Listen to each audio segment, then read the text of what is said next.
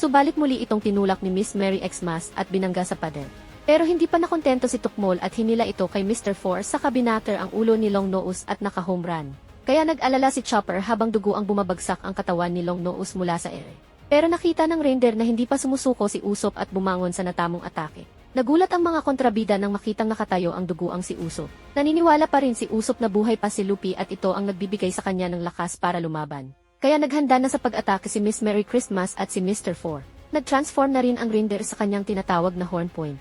Muling hinawakan at tinulak ni Tukmol si Long Nose. Kaya sinabi ni Usopp kay Chopper na sumunod na lang sa kanyang likuran na agad ginawa ni Choppy. Malapit na si Usopp sa sinto-sinto na nakahanda ng pumalo.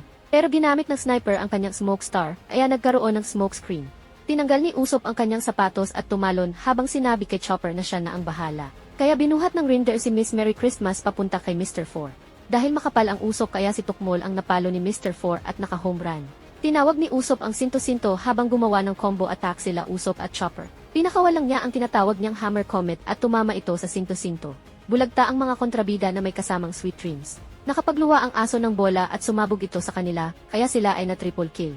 Nagawang matalo nila Usopp at Chopper ang dalawang opisyal ng Baroque Works.